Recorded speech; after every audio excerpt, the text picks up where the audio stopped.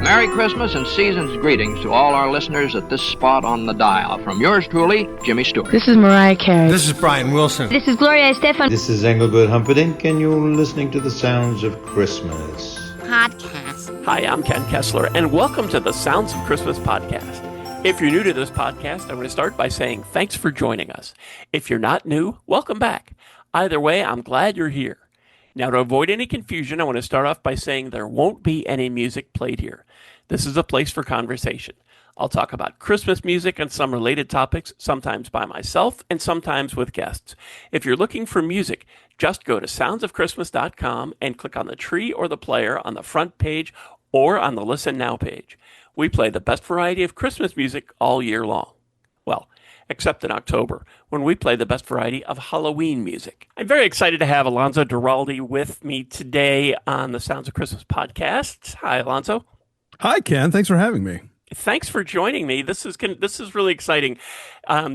You and I want to establish credentials before we get to talk to your book for anybody who doesn't recognize your name. You're a film critic, author, and podcaster. You have been a writer and editor for The Film Verdict, The Wrap, The Advocate, MSNBC, Rotten Tomatoes.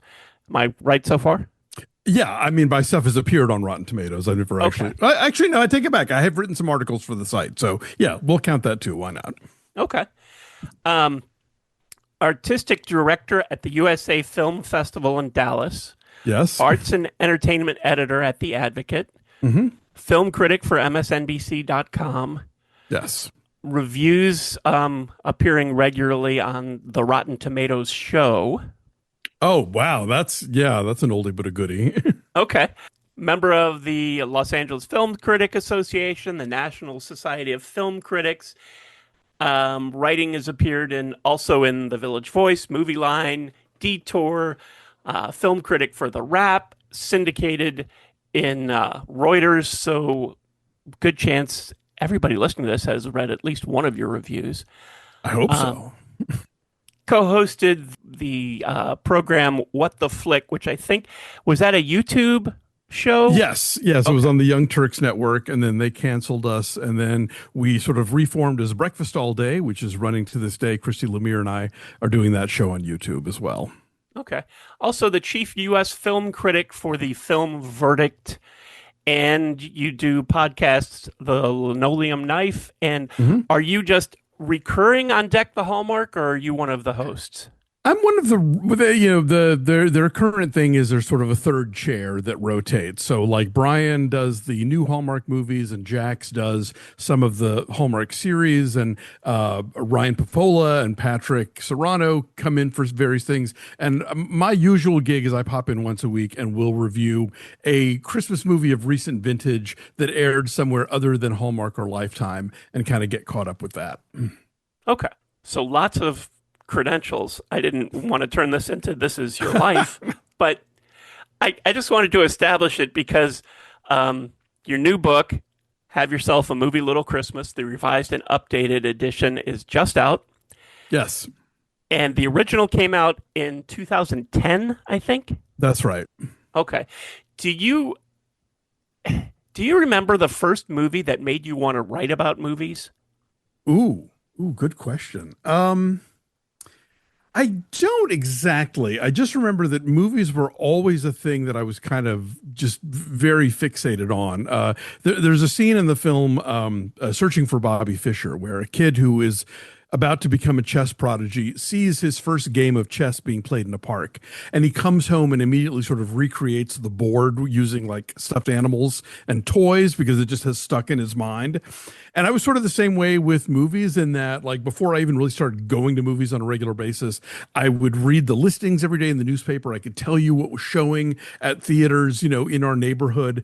And so it's something that I've just always been really interested in. My mom really liked movies, so we would watch them on TV a lot. I grew up in the pre-VCR, pre-cable era, so it was a matter of, circling things in TV Guide, or, maybe when you got lucky, getting to go see things at a repertory house in Atlanta where I grew up. And then I remember watching Siskel and Ebert when they first started in the mid-'70s and sort of realizing, oh, that's a job. like you get paid to do that for a living, and so that I sort of fixated on that. But I can't think of an individual film that prompted that. But I think once I realized the idea that you could be a film critic, and that would be your job, I was on board. How about the first Christmas movie that you reviewed? Any idea? Oh man, I'm gonna say as far as like officially, because I'm one of those guys who I wrote reviews for my high school paper and my college paper.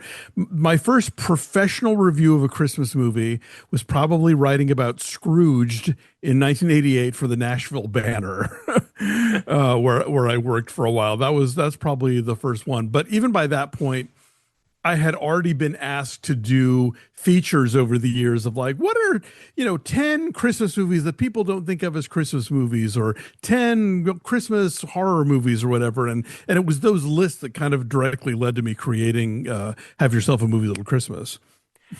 Has there been our tastes change over the years, certainly. Has there been a movie that initially you really didn't like, you might have even panned in a review, but has kind of grown on you over the years? Yeah, not necessarily Christmas movies, although I'm sure if I thought about it, I could probably come up with some. But I do remember the first time I saw Bringing Up Baby when I was in college, and I thought, this is it's a little shrill, it's a little over the top, and of course I had grown up with What's Up Doc, which is basically an homage to Bringing Up Baby, so I liked the copy and not the original. And then years later I watched Bringing Up Baby again and realized, oh no, this is genius. This is a really, really funny movie, and it's so sharp and it's so firing on all cylinders, and so now I love that and What's Up Doc. So it seems, I don't know, 15 years for this new version of Have Yourself a Movie Little Christmas comes out, and it seems like there have certainly been a lot of movies, if you count Hallmark or not. But has there been anything in particular that led you to decide, you know what, it's time for a new version? Yeah, I mean, from the moment that it came out, there were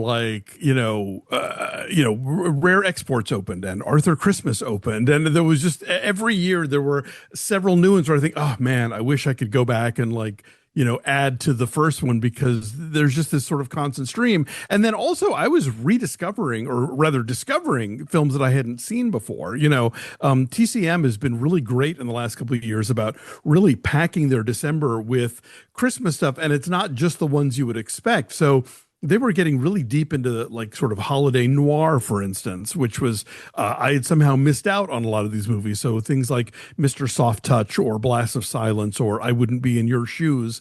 And so, I definitely wanted to kind of go back and readdress that.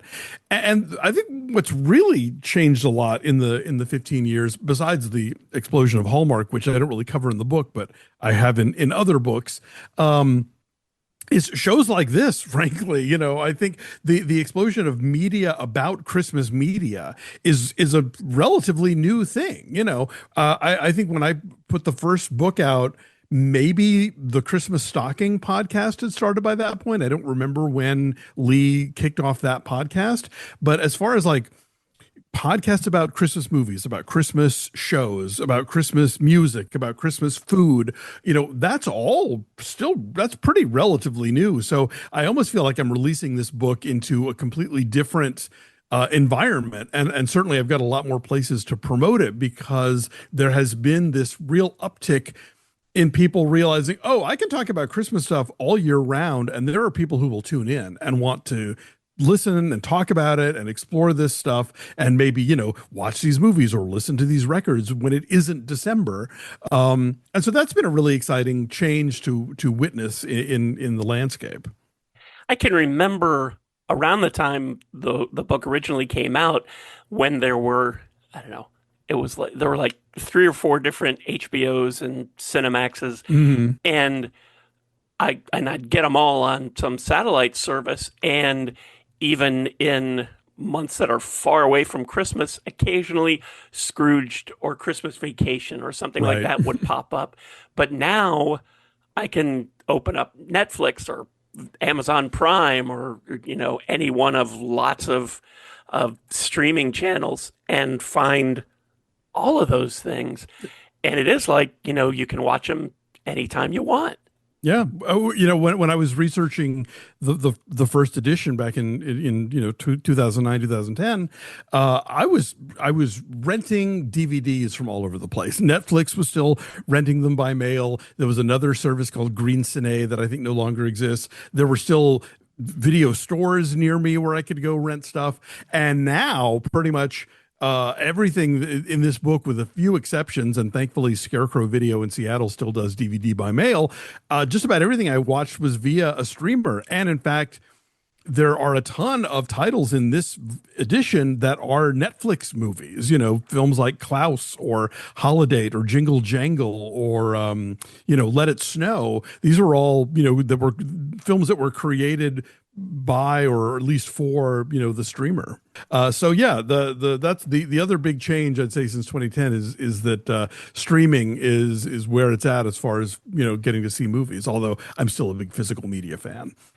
I do like the physical media, but I've moved enough times that I don't mind that it's in the cloud. I know Hallmark probably gets credited with creating Christmas streaming movies, but all the ones you mentioned, Netflix, Amazon Prime, Hulu, they all make their own stuff, and some of it is really pretty good. Yeah, no, absolutely. I mean, Happiest Season, which was supposed to be a theatrical release in 2020 and then obviously couldn't because of the lockdown, became, a Hulu film and did really well for them. I think Netflix, I think that Hallmark has sort of maybe made people realize what kind of hunger there is for this content, and so every year it's on the downslide now, but a couple of years ago we were making crazy amounts of new holiday movies every year. And I think it's still a thing where if you're a low budget filmmaker and you can crank one of these babies out in a certain amount of time for a certain amount of money and then stick it on like, Tubi or any of the sort of ad supported channels, like you can maybe make a profit. That seems to be the way that people are going. But yeah, I would say Hallmark made other networks realize, oh, we got to get in on this because their numbers are insane for this last quarter of the year in a time when cable television is otherwise kind of dying on the vine. Yeah, I think of it as a lot like traditional radio in the 1990s. A handful of stations decided that they were going to start going all Christmas around Thanksgiving, maybe even earlier, and other stations would laugh at them. But then the ratings would come out in January and they're on top. And now every market, at least every market in America, has at least one traditional station that is the Christmas music station. And sometime in November, sometimes right around Halloween, they go all Christmas. And there is a market for it. People want it. Yeah, absolutely. And I think, again, the way that there has been this explosion in podcasts like this one, I think people are less embarrassed about even, sort of acknowledging, yeah, you know what, it's August, it's July, it's April, but I would like to hear, some Perry Como right now. And so, when the lockdown first started and Hallmark Channel started doing these weekend-long Christmas movie marathons in March, I think it really sort of indicated to people, oh yeah, these are comforting. People are turning to these for a sense of coziness and trying to, a distraction from what's going on around them. And then SiriusXM started letting holiday traditions run all year round, and I can't be the only one who pops into that one every so often. So, obviously there's a market, there's a hunger, there's interest in stuff like this, whatever the season. Yeah, when I started doing this podcast 5 years ago, I had said in the first episode, I thought maybe there might be somebody out there who wanted to hear some conversation about Christmas music or tangential Christmas talk, right, besides just me. So I was going to sort of throw it out there and see. And yeah, I've been very surprised that there are other Christmas weirdos like me who want that. I talk about this in the book. My friend William Bibiani, I should have listened to him after the first edition came out. He said we should start a podcast where we talk about Christmas movies year round, and I'm like, that's insane. Who would tune in for that? And now you can't turn around without finding not just Christmas movie podcasts, but like the subdivisions. Here's the Christmas foreign film podcast and the Christmas horror film podcast, and like all of these different categories. Like I should have, I had a chance to get in on the ground floor and I blew it. Any idea how many Christmas movies you mention in the new revised version?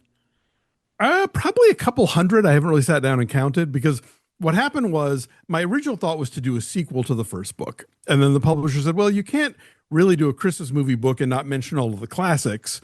And you've already got all the classics in the first one, so we have to keep that.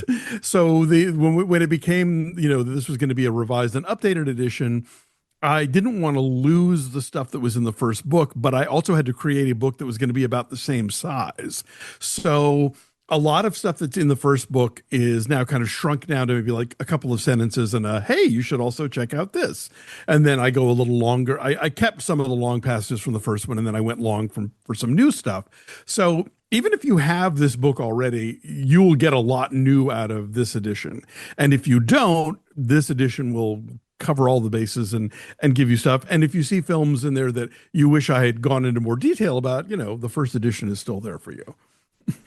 Okay, I have to ask you about one movie that's not in there, and this is not some kind of aha, because I bet there are plenty of people who are waiting to do that. Oh, and let me tell you, I was never promising that this was going to be complete. This is very subjective. The movie I'm thinking of is Michael, John Travolta as the Archangel, and it takes place at Christmas time. The Christmas references and trappings are spare, at least. You're familiar with the movie. I'm familiar with the movie, but I've never seen it. Okay. So that's a problem right there. I've never seen it, and and usually, like, I get pointed to things by people or lists that I see somewhere, and frankly, this is the first time hearing that this was a holiday movie. So, Ken, where were you when I was, updating this book? Well, I think calling it a holiday movie is a bit generous, because it's about an angel, or if you haven't seen it, maybe it's about an angel. Sure. And it takes place on the days leading up to Christmas, but it really has nothing to do with Christmas. It could happen at any time of year. Gotcha. We get into this thing of like, is such and such really a Christmas movie? And I never argue about this with people, except for I Will Die on the Hill of Die Hard as a Christmas movie, and I'm right.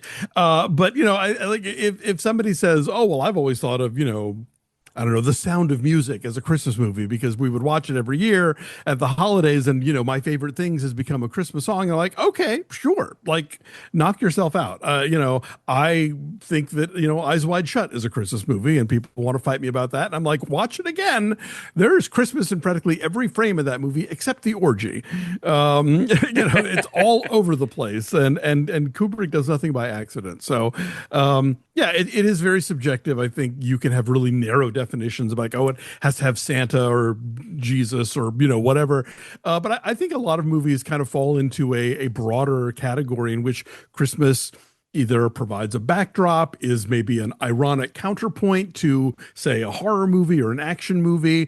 There are a lot of different ways to deal with it, and that's kind of why I wrote the first book in the first place, was because I think there were a lot of cool movies that people weren't necessarily thinking of as falling under the Christmas umbrella, but that I think can be enjoyed in that way. I think I loved what you had to say about Die Hard in the book.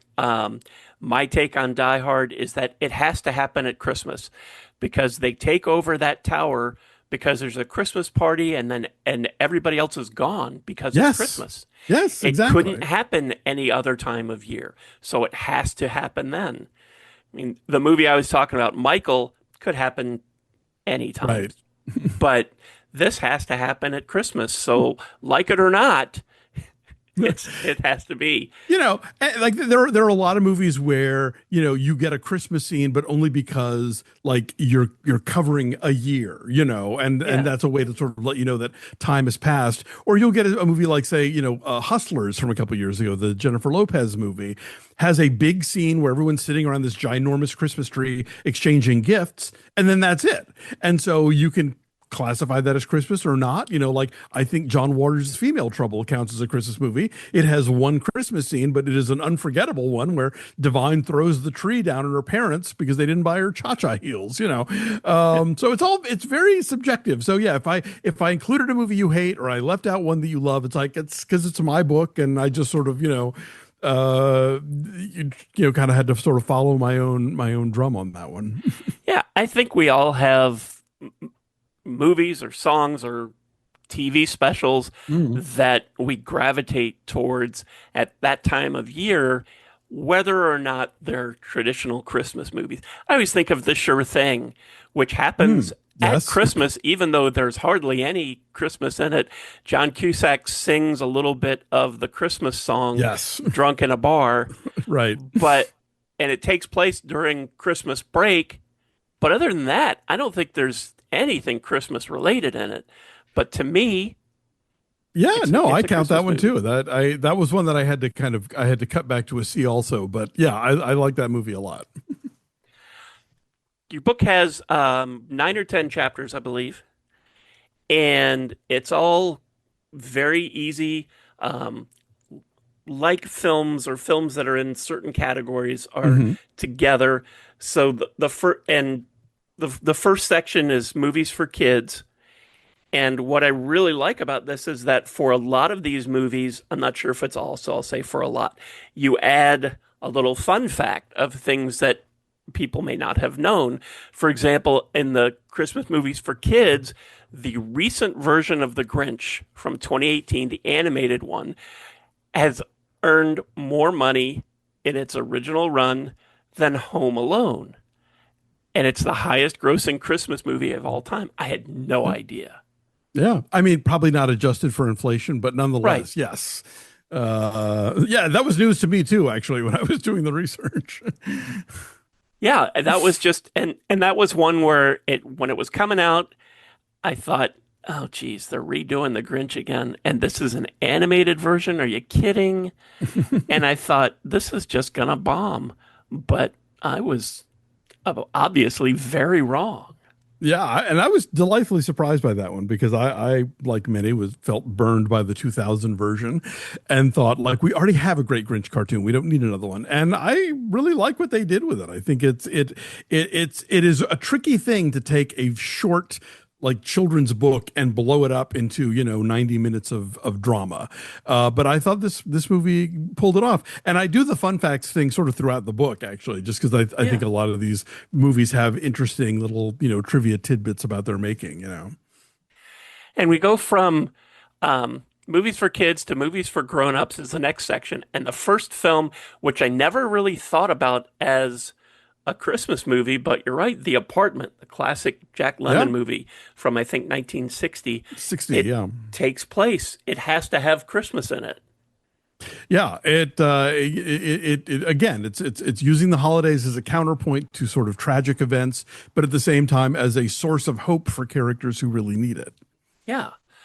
And that's one of the great things about this book. Page after page after page, you're going to find movies that either you didn't think about this way, or maybe you missed the first time around, but it gives you lots of, if you love Christmas stuff, and really, if you're listening to a podcast like this, odds are pretty good that you do. I should hope so. Yeah.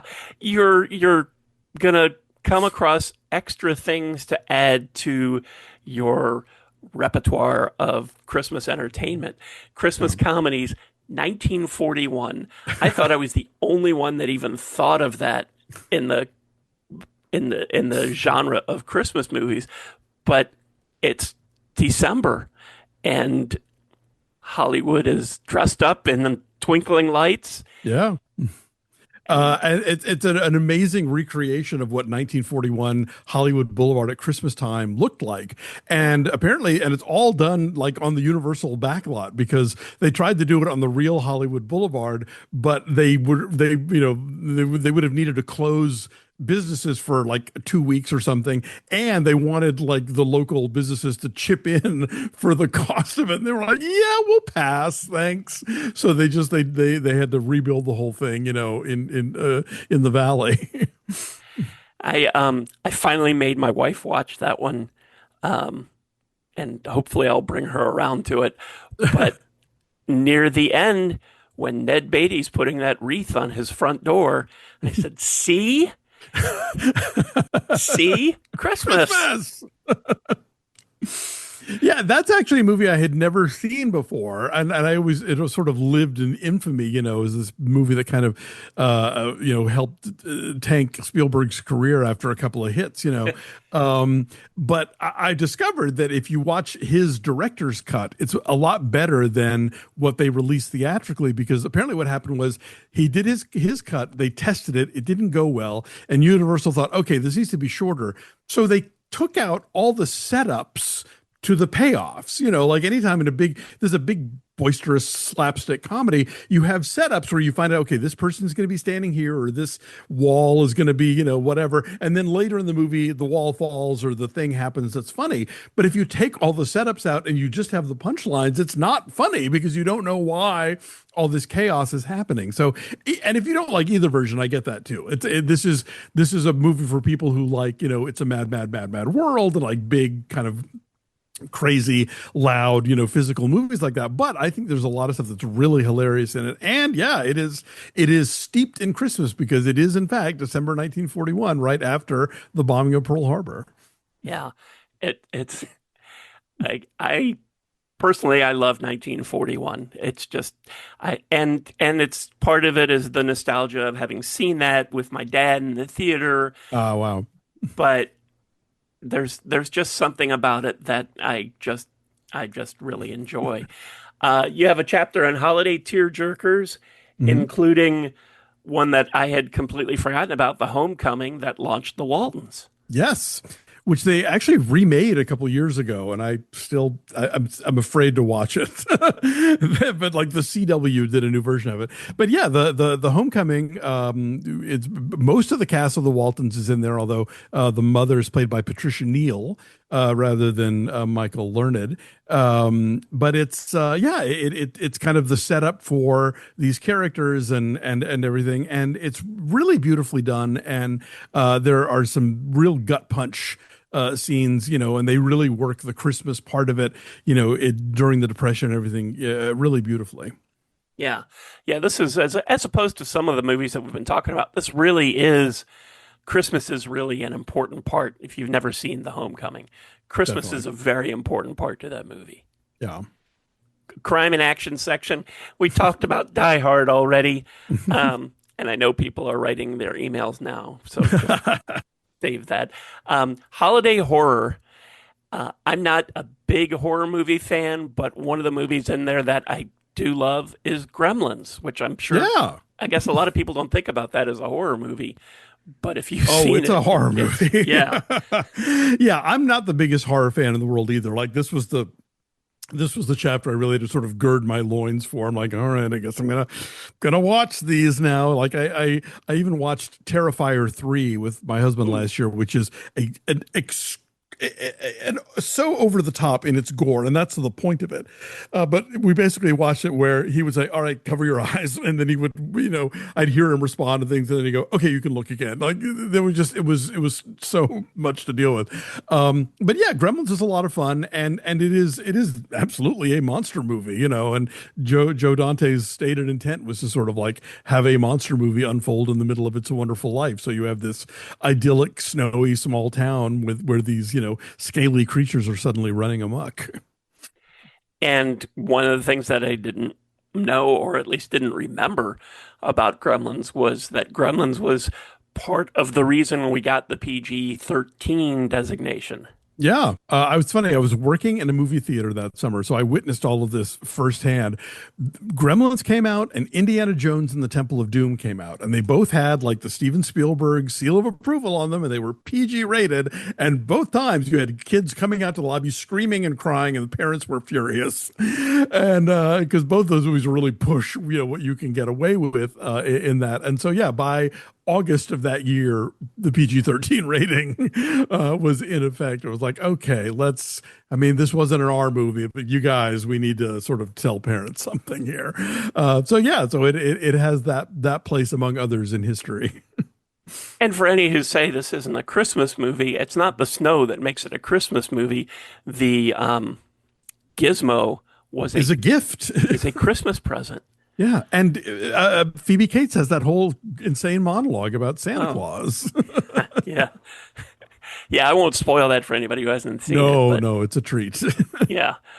And then we get to A Christmas Carol, which Yes. has, I don't even know how many versions are out there. Oh, there are entire books about Christmas Carol adaptations. I'm scratching the surface, even though I cover a couple of dozen in here. But there are so many, like, silent films and episodes of TV shows and like films from other countries. I saw a Bangladeshi adaptation of A Christmas Carol this year that was set during the Muslim holiday of Eid.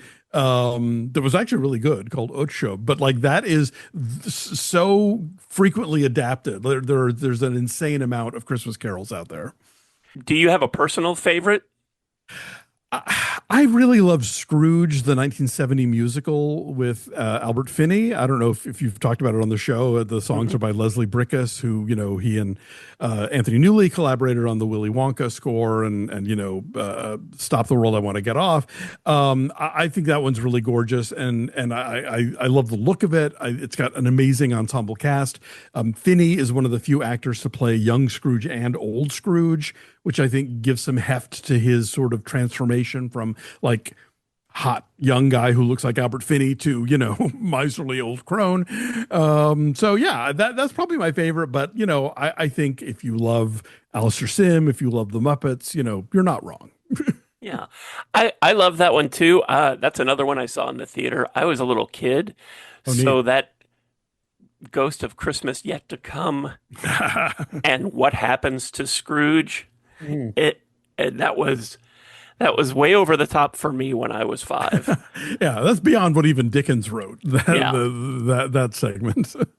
But there's so much that is wonderful about that. I really like Patrick Stewart's version. Yeah, that's a good one.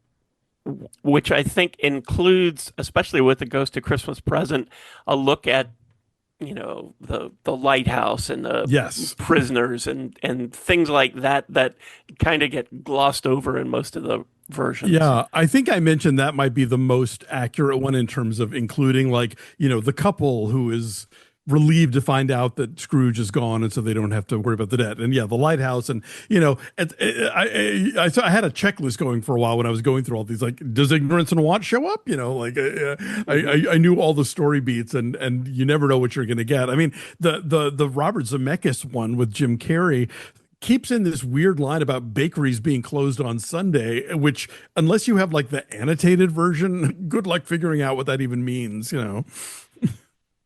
It's one of my favorite Christmas stories, one of my favorite Christmas movies, the good adaptations of it. But I'm always a little leery when something new is coming. And when Spirited came out a couple years ago, I was like, they're treading on hallowed ground as far as I'm concerned. And Will Ferrell did that with that Sherlock Holmes movie, and I didn't even make it through the whole movie. So I wasn't sure about this, but I was really pleasantly surprised. Yeah. I thought they did a terrific job. Spirited is a real charmer. And yeah, I also had a lot of trepidations about it. And I'm very hit and miss with Pasek and Paul, the songwriters. Like, I loved La La Land, but not a big fan of The Greatest Showman or Dear Evan Hansen. But yeah, I think the songs are great. I think there's a real, it's a smart take on A Christmas Carol as an existing property and sort of expanding, beyond it.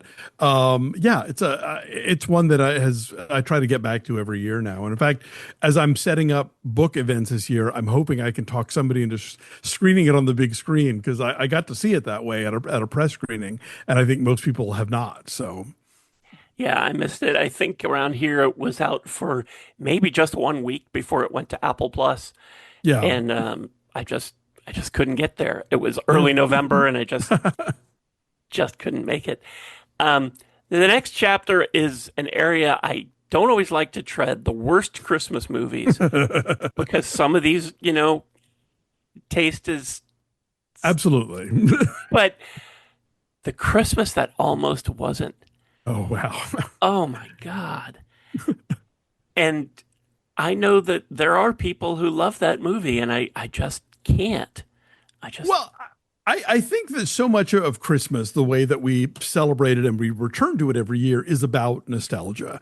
And I think there are times where, like, you saw a movie or a TV special or something when you were in that window between like 5 and 9 years old, and you just cling it to you forever. Like I really love the animated special "Twas the Night Before Christmas," and I can't defend it necessarily, but I saw it at the right age and have just sort of taken it with me through my life. And so yeah, if you saw the Christmas that almost wasn't it like a kiddie matinee when you were 7 and it's a cherished memory, then you're always going to see that movie through those eyes, and I don't begrudge you that. But having not seen it until I was an adult, I can tell you it's a terrible film. and the songs just don't. There's nothing that you there for me at least. There's nothing that I carry with me from this movie except the taste that that I ate something bad. No, I It just agree. it just doesn't. So easy to pivot from there to the Christmas classics. Yes. And It's a Wonderful Life. A lot of people don't realize that this movie that is much beloved now was a bomb when it came out. Yeah, yeah, yeah. It was Frank Capra and Jimmy Stewart's first movie after serving in World War II. Stewart was flew bombing missions over enemy territory, and Capra had been making films for the War Department of the Why We Fight series. And yeah, they had big plans for this, and it just did not do very well at all. And in fact, because it didn't do very well and kind of killed Capra's sort of nascent career as an independent producer, at one point the copyright fell into, expired, and then that's how it got scooped up by TV stations and shown wall to wall. When I was a kid in the '70s, it was always on. Like you could change channels and catch it in various points of wherever you were picking up on it, and that's when it became beloved. That's when people started watching it, realizing, oh, this movie's really great, actually, and I think, Ted Turner very cannily seized that strategy with A Christmas Story, which did okay in theaters and had like some following from, VHS or whatever. But it wasn't until he started putting it on, TBS or TNT or whatever for these 24-hour marathons that suddenly people are like, oh, right, A Christmas Story. But yeah, It's a Wonderful Life. When they talk about the definition of a cult film is very often a film that was not embraced by audiences originally, but that people found for themselves in later years, and It's a Wonderful Life absolutely falls into that category. Yeah, I can remember one time in the late 70s, early 80s, the cable had gone out. Horrors. And if Oh, you don't know what no. that means, just email me and I'll explain it. But so I was flipping around the channels, and there was one snowy channel that didn't quite come in. And that's how I first watched It's a Wonderful Life, because Oh, it was on wow. whatever station that was. Yeah. And I love that it kind of became a punchline in the 80s because it was always on, but that's the same thing that propelled it into this holiday classic. Yeah, exactly. And that was certainly nobody's intent, because, the TV station just wanted something they could show for free. But, they sort of accidentally turned this film into, a beloved classic. And so, the difference between that and then Ted Turner doing it with like, well, I have this movie and I want people to love this movie. So, we're going to go that way with it. Now, I mean, not that A Christmas Story isn't great, but I'm just saying like that's part of its trajectory as to how it kind of got to where it is today. But yeah, It's a Wonderful Life. It is. I think it is as close as we've gotten to an American Christmas Carol. And I think that it accomplishes a lot of what the Dickens story does. I always half jokingly, but pretty seriously, sort of equate like Ebenezer Scrooge, George Bailey, and Kevin McAllister from Home Alone. They all don't appreciate, their circumstances. They are shown an alternate version of what their lives could be or could have been. And that makes them come to understand like how good they actually have it. And so I think they're all these sort of all three of those characters travel a similar redemption arc. And there's something about that redemption arc that I think if you really want to get into what makes a Christmas movie, I think that's the secret sauce. If there's a character who for one reason or other, it doesn't like Christmas or doesn't like members of his family or isn't a part of his community or isn't, being their best self, a really great Christmas movie at the other end of it, they will come to see what they can and should be for themselves and for other people. You could almost lump Bruce Willis's character from Die Hard in that too. Absolutely. It's, that's one of the things, like that's a movie about a couple getting back together at the holidays, Yeah. And so I think there's a lot of trappings in there. The wife's name is Holly. That's some Hallmark, syllogism Yeah. right there.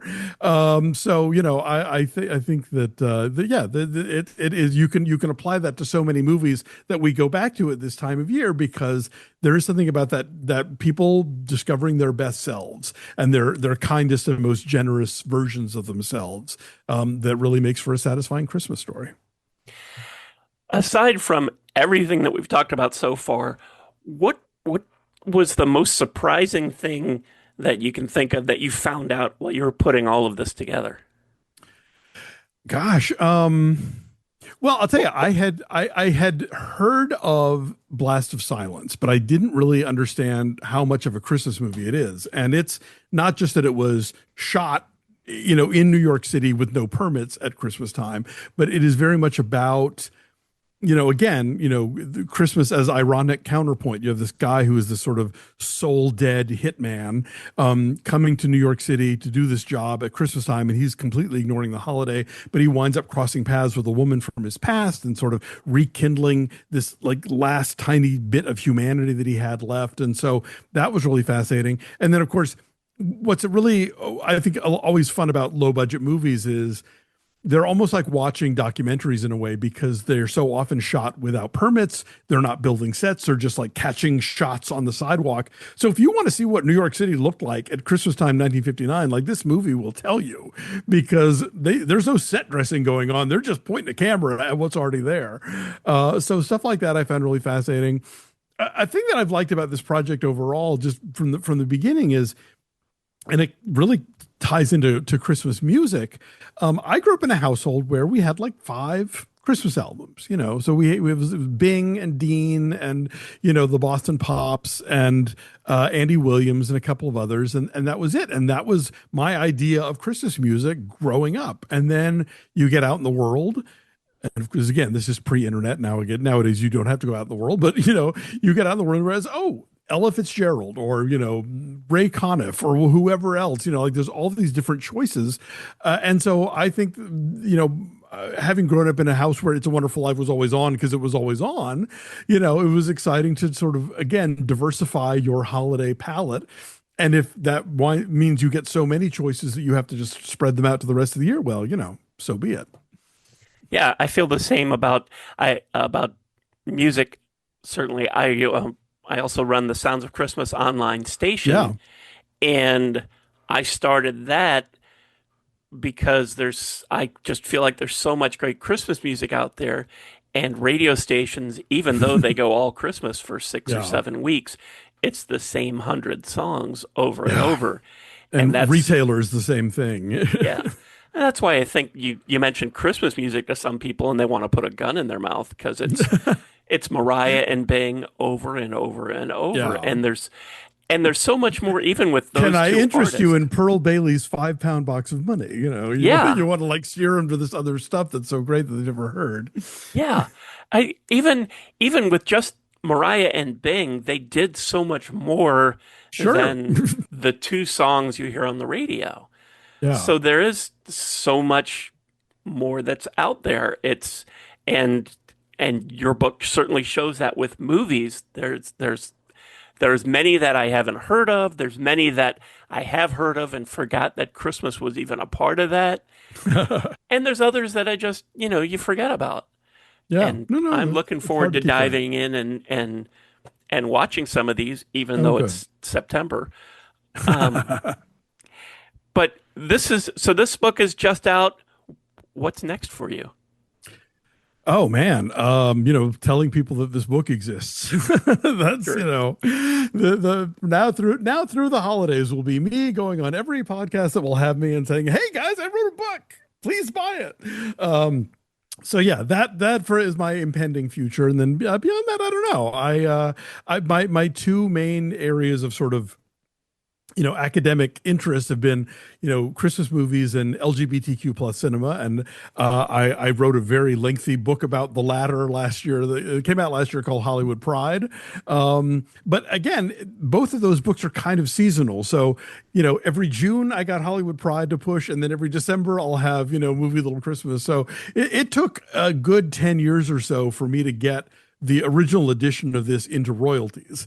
So I'll be hawking this one for a while. And of course, also if you're a Hallmark fan, I co-wrote a book with the guys at the Deck the Hallmark podcast called I'll Be Home for Christmas Movies, which is a really fun guide to more than 100 Hallmark movies, plus tips on, throwing a Hallmark party, and there's a bingo card and all kinds of other fun stuff. And with Hallmark, holy cow, in another year or two, you'll be ready to update that one because just about, yeah. Yeah. They every year is another 40 or 50 titles. So it's bananas. it is crazy. What's the best way for people to catch up with you? Well, I am Alonso.Duralde on Instagram. I'm at A Duralde on Blue Sky. And I think that's also I'll tell you, I'm the easiest person on earth to Google because there's, apart from a distant relative who was just born this year, I'm the only Alonso Duralde on earth. So put my name into a search engine and you'll find me. Okay. I'll put links to your socials down in the show notes, along with a link to, do you have a preference for where people can find this book, or should they just go find it? I have a card page. I'll send you the link that has links to several retailers, and so take your pick. If you want to get it online, also feel free to bug your favorite local brick and mortar bookseller. And hey, while you're at it, ask your library to snag a copy too.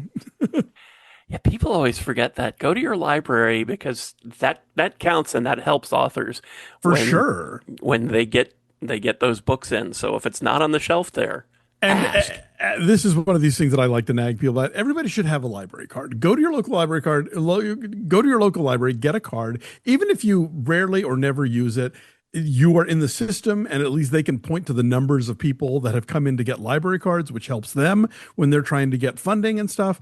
And also, it's quite likely that having a library card, in addition to tons of other things, gets you access to some really great streaming services like Canopy and Hoopla that carry a lot of Christmas movies. And in fact, I think Hoopla even gives you can get like a week-long subscription to Hallmark Plus. So, if you don't have cable and, December rolls around, you just want to get your Hallmark fix, your library card could be the way that happens. And we're not even sponsored by the library, by the way. No, libraries are great. Yes. And they're free. Yes. Yeah. And there's so much more than just, not that getting books isn't enough, but there's so much more. Yeah. Go check out DVDs and parking passes for your local state park. You'd be amazed. Ask your librarian. They'll tell you. Yes. And they'll happily tell you. Yes. This has been so much fun. Thanks so much for making time to do this. Oh, it's my great pleasure, sir. Thank you for the good work you do throughout the years, and for your online radio station, which is I think we all need to pop in every so often and get that fix, and so it's good that it's there. And thank you so much for listening, helping us share some Christmas spirit, and for continuing to support the Sounds of Christmas station and podcast. I already told you how to listen to the station, and you're listening to the podcast now, so my work here is just about done. All of our episodes are available on the Sounds of Christmas website. Just click the podcast tab. And we also have a Linktree page that lists most, if not all, of the sites that stream the Sounds of Christmas podcast. And I'll put a link to that down in the show notes so you can click on that, find your favorite, and click on over. Then subscribe, and you'll never miss another episode. If you have comments or suggestions on this episode, previous episodes, or the Sounds of Christmas station, feel free to reach out to me on social media or through the website. And if you're listening to this episode on your phone, you can also click the Send Us a Text Message link and connect that way. Thanks again, and may you always believe in Santa Claus.